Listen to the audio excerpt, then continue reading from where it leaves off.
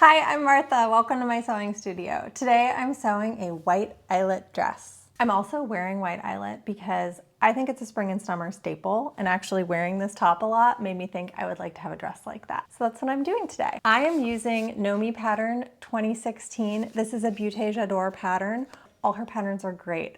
I love her design sensibility. It's very elevated. I find her patterns to be really thoughtfully drafted, and so I always buy them. I have sewn this dress 3 times before. I always modify it. Today I'll be modifying it as well, so I will take you through all of the design changes that I'm making. They're pretty simple. For my fabric, I am using this heavily embroidered eyelet fabric. I bought this in the Garment District in Midtown Manhattan. It is from a store that goes by many names. The Janky Store, Going Out of Business Store, It's a Material World. I think the actual business name is H&M Fabrics. I will put their address in the description box below, but if you enjoy a bit of a rummage and you can handle digging around, there are great deals to be had in there. I've had this fabric in my stash since like 2018 or 2019. I had a 4-yard cut, and I think it was like even a little bit more than that. Going into this project, I was feeling really bogged down. I've been working on a long-term project that feels very important and personal to me, and it's become extremely frustrating and I feel stuck. And I realized that if I kept working on it, I was only going to get more frustrated. And so I decided to have a break and make something easy to sew that I knew I would have success with. And for me, that means a pattern I've sewn successfully before. I know it will fit. I kind of know the basic steps. I know I like the style. So I would like to recommend to you, if you're in a place with a project where you're feeling really stuck and frustrated, give yourself a break, be easy on yourself, and make something that you know you will enjoy making and you know you will like the result. That's what I've done here, and I really do feel very refreshed. I will also say I got my hair cut this morning, and I think having long hair was like making me feel crazy, and also my studio is dirty. I powered through all of that, and we got this really pretty dress as a result. So let's get into it. Okay, here's my pattern tissue. I've taken it out of the envelope. You can see that I've added 1 inch of length above the apex. I'm 5'8", and I always like to add an inch below the arm's eye and above my dart. It's just, on me personally, a place that I need a dart. And I had previously lowered the neckline a 1/2 inch, and I'd like to lower it more. And then let's look at the back. I've made some crazy modifications on the back in the past. We're gonna ignore some of these lines on here. I've added that same inch below the arm's eye and above the dart. And then I also lowered the back neckline 3/8 of an inch. So from here, this is my base. Any further adjustments are made to this. This is already done.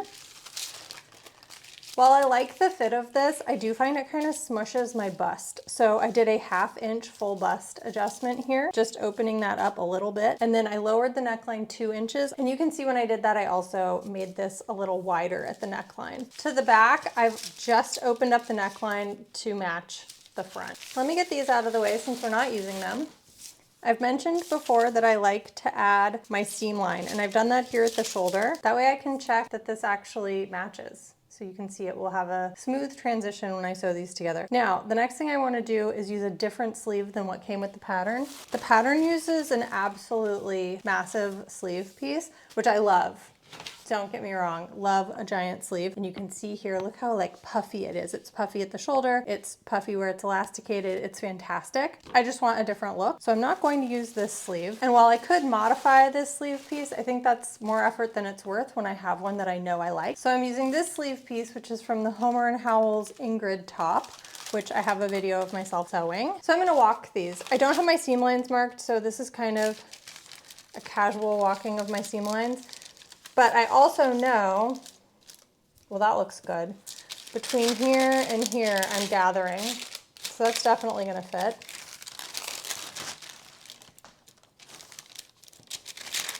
And again, so I have no concern. If you're using 2 patterns that come from the same block, like for example, if you're using 2 Simplicity patterns that were released, you know, within a couple years of each other, they're probably pretty interchangeable. Always check, of course, but they're probably very interchangeable because they've been on the same block. These are not from the same block, but any sleeve that has gathering through the sleeve head is pretty forgiving for this. So I'm not worried about that. I think it's gonna fit on here and be really pretty. I'm going to make my bodice and then deal with the skirt after the bodice is constructed. So let's get into cutting. It's pretty messy in here right now, which I think is reflective of how I'm emotionally feeling about sewing. Usually I like this table to be really neat and clean when I'm starting a new project, but I have a lot of stuff going on and I'm gonna leave it. So wish me luck. There's just so much stuff everywhere. Okay. I'm trying to tell if I think that this fabric has like an up and a down, but it doesn't. The motifs flip, so I can cut it either direction. My sleeve just barely fits on the width of the embroidery. So there'll be some of this like plain unembroidered fabric, but it'll be in the armpit, so I really don't think that matters.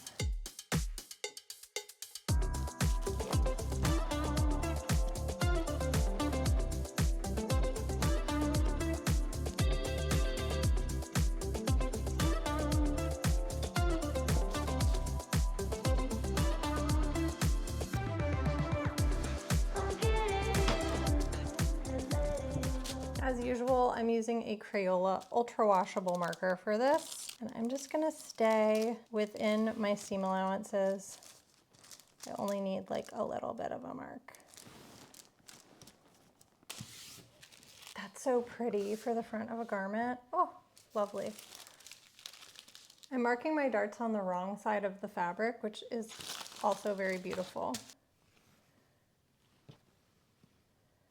I'm gonna sew my darts and press them, and then we'll come back. I thought that there might be a bit of a challenge pressing some of these really densely embroidered areas, but it wasn't an issue at all. So here you can see I have my front and my two back pieces. This bodice is quite simple. The next step is to sew together the shoulder seams and side seams. So I'm going to do that, and I'm going to use my serger to finish my seam allowances. I think that's the cleanest way to handle this, and also the serger will have a pretty easy time like blasting through these uneven layers. I'm also going to make my sleeves. One thing I've been thinking about is how making an elastic channel on a fabric this uneven is a very unappealing challenge. So I think I'll probably use a bias tape on the inside here to create that channel and run the elastic through the bias tape. If I had more fabric that was like sort of identical to this, or even if those selvage areas could be used, I would use them. But I really need something on bias to come around the curve at the bottom of this sleeve.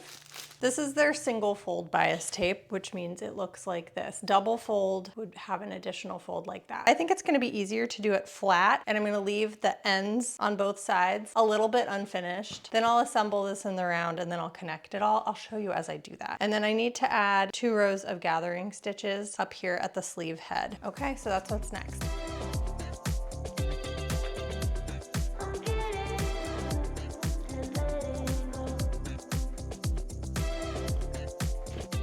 Okay, let's take a quick look.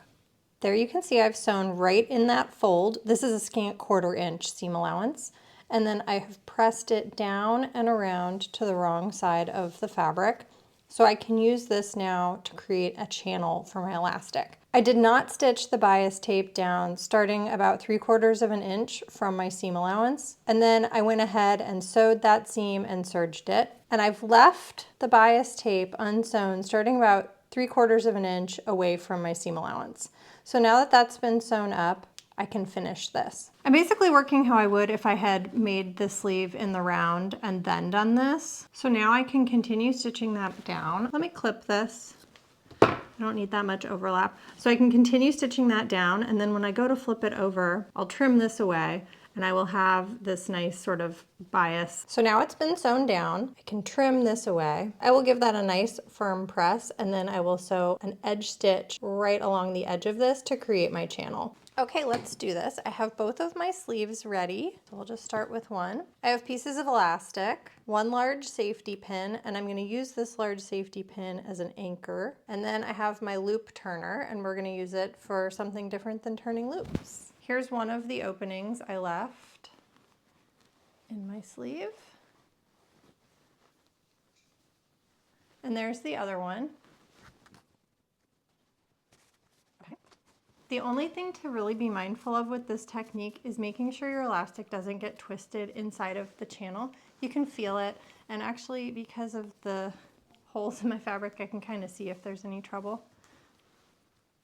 So here's one end, and the other end is anchored, but I've given myself a pretty long piece. In we go again.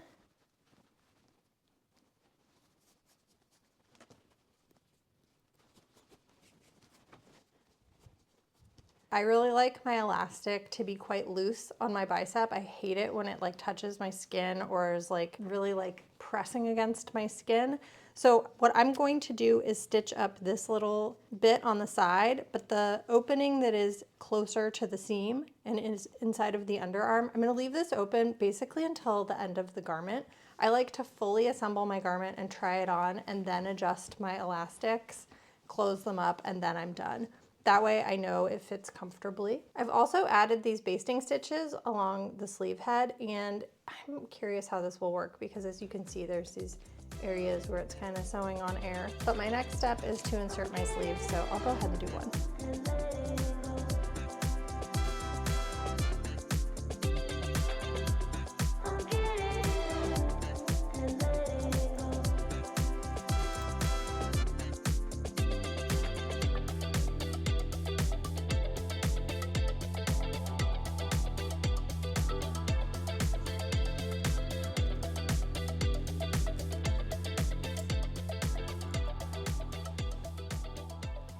My first sleeve is set. It looks pretty cute. It's kind of giving like church, but we'll see what we can do about that. I'm gonna repeat these steps on the other side and set the other sleeve, and then I think I'm gonna do a quick little try on for myself just to kind of check the vibe. And then after I've had a vibe check, I'm gonna finish the neckline also with bias tape.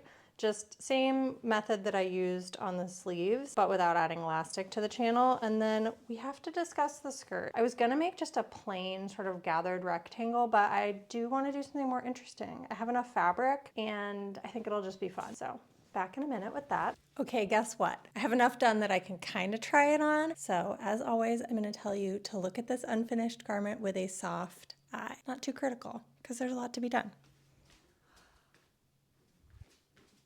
We have a lot to work on back here. Obviously, I need to do the neckline, and I'm being very ginger in trying this on because I don't want to stretch out the neckline.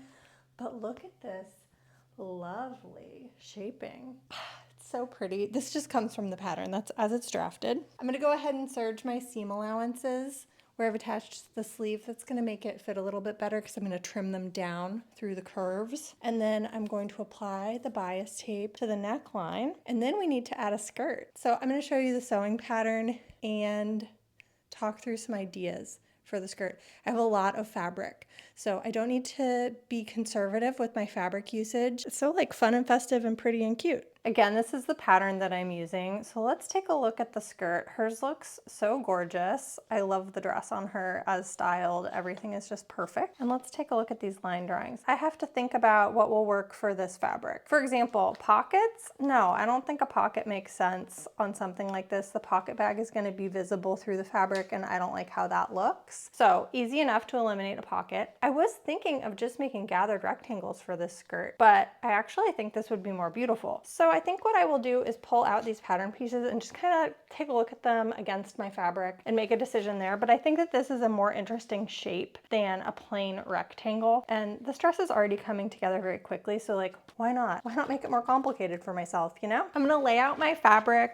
with the pattern pieces for the skirt and see what fits. The pattern pieces are pretty big. The embroidery is not centered on this fabric. So I have, I don't know, about 5 inches on one side and about 2 inches on the other of space that are not embroidered. And I'm trying to just maximize using the embroidery, I guess. Yeah, the pattern pieces are large. I'm eliminating the pockets. So let's put the pocket bags over there. And then a few of these are cut on the fold. So let's see what's possible. Okay, so like this piece is really big. It's not quite gonna fit, but honestly, it's not gonna fit by like just a couple inches. And this is a gathered piece, so I think that's okay. Heavy, this fabric is heavy. Upper skirt, cut on fold. I've made a note to myself that in the past I've reduced at center front. Oh, I've made that less gathered. Great, I can cut these out. The thing that has kind of been haunting me about this project is adding a zipper. I have some white invisible zippers, but I think a coil zipper would fare better on the bumpy aspect of this fabric. So I'm gonna dig around and see if maybe I do have a white coil zipper.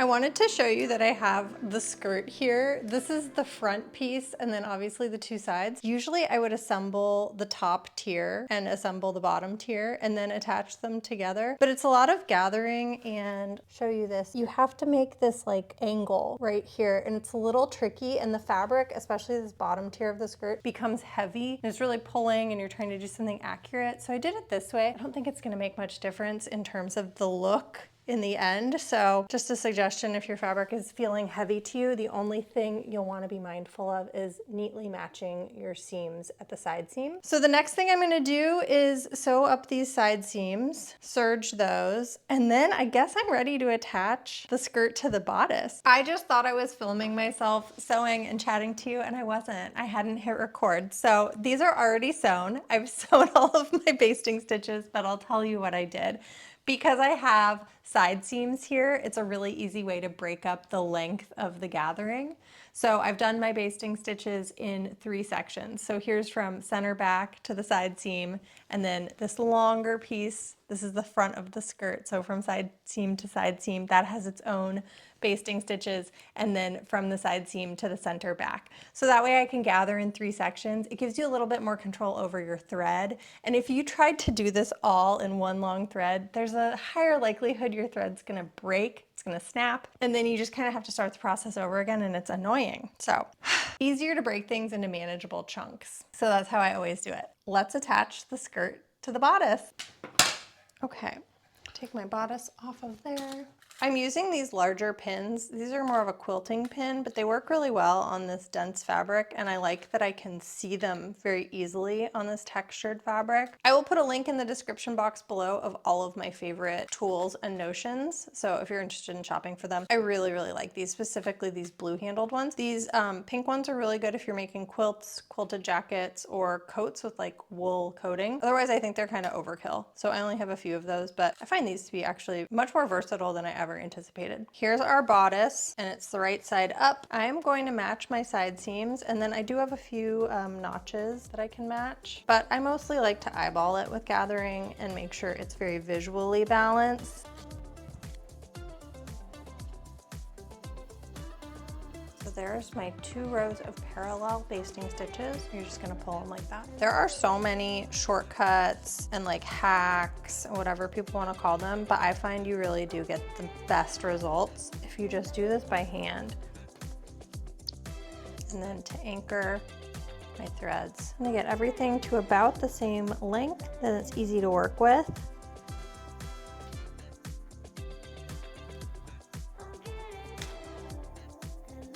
So now my center panel is gathered, and I will do these shorter areas. This will go quickly. I'm gonna stitch that down, and then I will serge this seam. You guys, there is such joy in sewing an unlined cotton dress. A simple shape, unlined cotton, maybe a linen, well-behaved fabric dress. Like, this has just completely lifted my mood. I was in such a bad mood about sewing going into this project, and I feel tremendous relief. I'm like, oh, I do know how to sew. It's okay.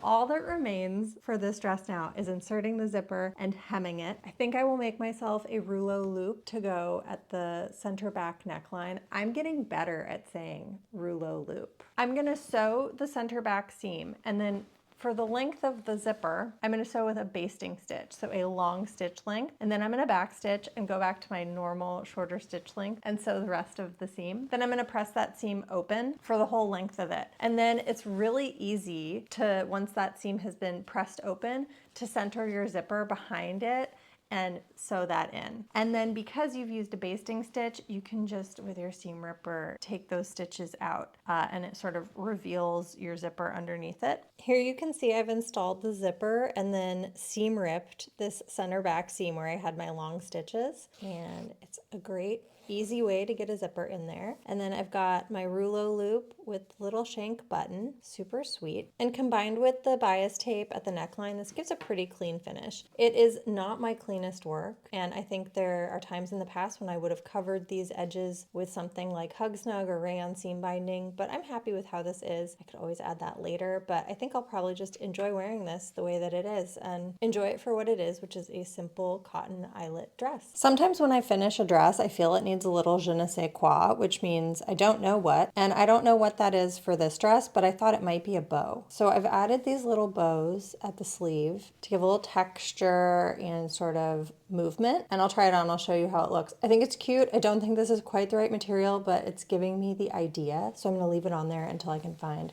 the absolute perfect trim, but they're pretty cute. All right, I've got my dress on and I'm feeling cute. Let's take a look. I'm wearing sunglasses because I'm about to go outside and take photos of this dress, and I know I will need them. Passes the twirl test with flying colors. I love it. It's very pretty, it's very girly, very feminine. It does have a slight church vibe still, I'm not gonna deny it, but I think with styling, it can be taken in another direction. I also think sometimes in the city, when you're wearing a sweet, sweet dress, it's just offset by the setting. So the fact that you're like in Manhattan makes it a little bit different than if you're here in the countryside, which is where I live. I love the fit of the bodice. I'm really happy I did that slight full bust adjustment. I think it made it perfect. I love this sleeve on this bodice because I do think that this dress is so cute with a puffy sleeve, but personally I've grown to prefer something that's soft on the shoulder and then still has the fullness towards the bicep. The other sleeve is puffy throughout, which I think is very cute, but I have narrow shoulders and I sometimes feel a little overwhelmed. It's also much more of a statement. I think this is like, you know, a softer look, a more everyday look for me. The shape of the skirt, of course, is fabulous. I do really love this skirt pattern, and you can't really see the shaping here, but it does impact the flow and the drape of the skirt. And I think if you're up close and you see it, you're like, oh, there is definitely like added interest here. This was a really good reset, palette cleanse, successful sewing project for me. So I'm feeling great about it. And I'm ready to continue working on my big project and also some smaller ones. I think having both in the mix is going to be healthy for me. So I learned that with sewing, you're always learning the same lessons over and over again.